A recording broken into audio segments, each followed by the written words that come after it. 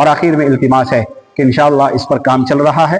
سلمان ندوی کے نظریات پر بات کرتے ہیں، ہم کو ان کے ذاتیات سے کوئی مسئلہ نہیں۔ ہم نے پہلے بھی کہا نہ ہمارا وہ کچھ لگتا تھا، نہ ہمارے زمین کا مسئلہ ان کے ساتھ وابستہ ہے، بلکہ ہم نظریات کی جنگ لڑتے ہیں، صحابہ کی وکالت کے طور پر بولتے ہیں اور ہم وکیل صحابہ کے طور پر بات کرتے ہیں۔ اس لیے ہم نظریات عقائد پر بات کریں گے، کرتے رہیں گے۔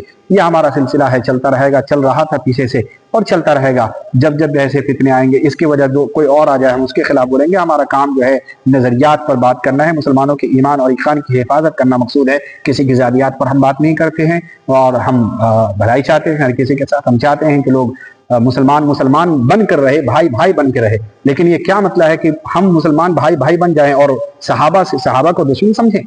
جو ہمارے ایمان کے ضامن ہیں، جو ایمان پہنچانے والے، قرآن اور حدیث پہنچانے والے، اسی کو ہم فہرست سے نکال دیں اور آپس میں بھائی بھائی بن جائیں، یہ تو ممکن نہیں ہے۔ اگر آج ہم ایک مسلمان دوسرے مسلمان کا بھائی ہے تو سب سے پہلے صحابہ اس کے بھائی لگیں گے، صحابہ سے دوستی کرنی پڑے گی۔ صحابہ ہمارے ایمان کا حصہ اور جزو ہے۔ ہم کہیں کہ ہم اوپر والی شخصیت کو نکال دیں اور آج جو مسلمان ہے اس کے درمیان بھائی چارہ کر دیں، ممکن نہیں ہے۔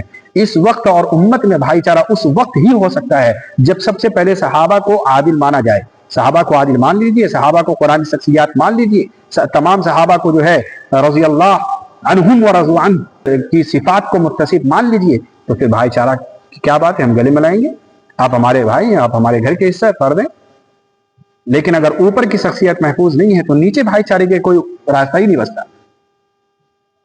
نہ پھر علم تسلیم کیا جائے گا، نہ فنون تسلیم کیا جائے گا، نہ ان کی زبان تسلیم کی جائے گی، نہ اس کے کتابت اور قلم کو تسلیم کیا جائے گا اگر اوپر تسلیم نہیں ہے تو۔ اس لیے اگر کسی کی زبان منوانی ہو، کسی کا علم منوانا ہو، کسی کی جو ہے ذہانت کو اور فطانت کو منوانا ہو تو سب سے پہلے صحابہ کو پیش کرو، صحابہ کے ساتھ دوستی کرو، صحابہ کے ساتھ ادب و احترام کا معاملہ کرو، صحابہ کو حجت عادل اور رہبر مانو۔ وہ اوپر درست ہے تو ہم آپ کی تمام باتوں کو مان لیں گے، آپ کے علم کو بھی مانیں گے، آپ کے فہم کو بھی مانیں گے، آپ کی کتاب کو بھی مانیں گے، آپ کی تحقیق کو بھی مانیں گے، آپ کی تمام چیزوں کو مانیں گے۔ لیکن سب سے پہلے ہمیں صحابہ کی عزت محفوظ کرنی ہے۔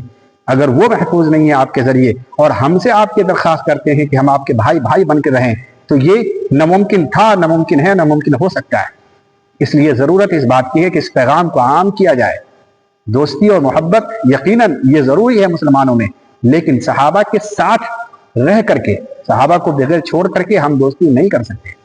ہمارے لیے دین محترم ہے، صحابہ کی ذات محترم ہے، اللہ کے نبی علیہ الصلوۃ والسلام کی ذات محترم ہے۔